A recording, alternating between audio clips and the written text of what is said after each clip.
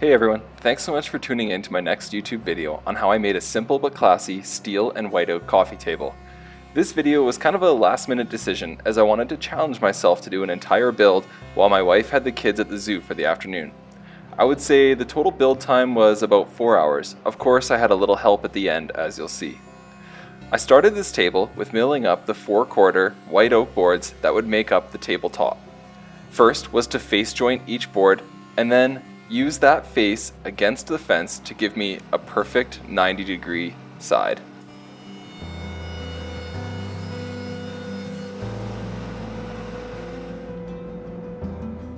I really love this slow motion shot of the board being edge jointed here. You can see the jointer knives taking away a small amount of material to make sure it's nice and flat.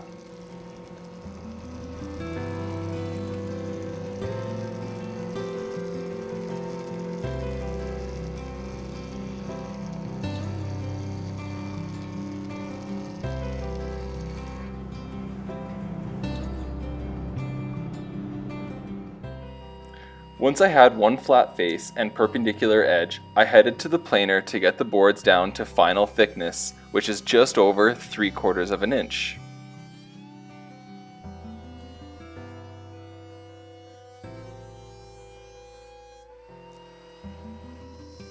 Next, I had to rip each board to 6 inches in width on the table saw.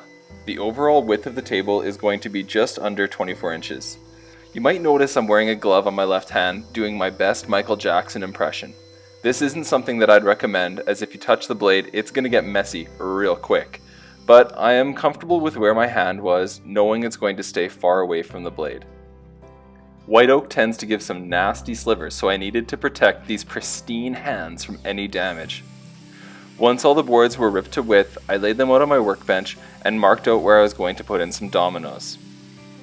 The domino is an amazing tool and makes my life a lot easier and faster, but you could also use dowels or biscuits or clamping cauls for that matter. I've sped up the glue up portion of this video 8 times just so you can see how I work through it. I apply the glue onto the edges, making sure to get some on the dominoes, and then use my finger, that doesn't have slivers, and spread the glue out along the entire edge. Lay them flat, inserting the dominoes, and then apply some clamping pressure. Of course, when a glue up goes that smoothly, you have to sink a basket. Some haters will say it's not the first take. They're right, it was 2. Kobe! While the glue was drying, I moved on to the steel portion of the build. It's going to be a simple rectangular prism. Boom, took that straight from my day job grade 4 math teacher. I cut all the steel to the right lengths and then used a flap disc to clean up the steel before welding. I started with each side of the structure, using these awesome 90-degree clamping cauls I got from Lee Valley. They do a great job of keeping everything nice and secure as the heat is applied. I tacked the pieces in place and then went back and welded each side.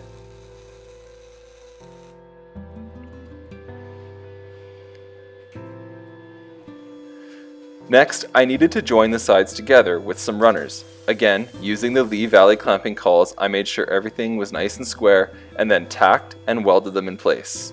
The new welding table I made has really made things a lot easier in that department.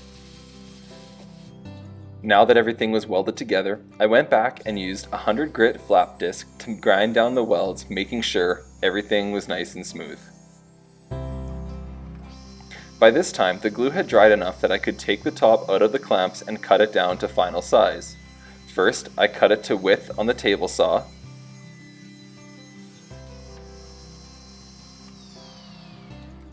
And then used my track saw to cut it to the right length.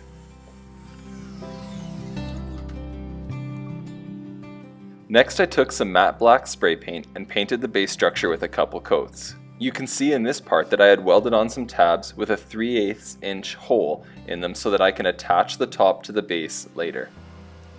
Finally, I can move on to sanding the tabletop and getting it ready for threaded inserts and finish. I started sanding at 100 grit and then moved up through the grits to 220. Gives it a real nice smooth feel. Then I used my palm router and a 1/8 inch roundover bit to break the edge of the tabletop. Now I could move on to applying finish. For this I just used a simple wipe-on poly, sanding with 400 grit in between each coat.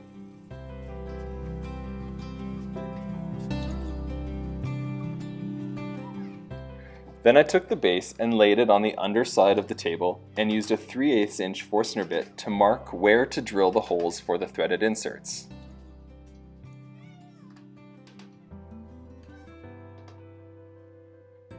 Now I can move the base and drill the holes and screw in the threaded inserts with a little paste wax on each one to make sure they go in nice and smoothly.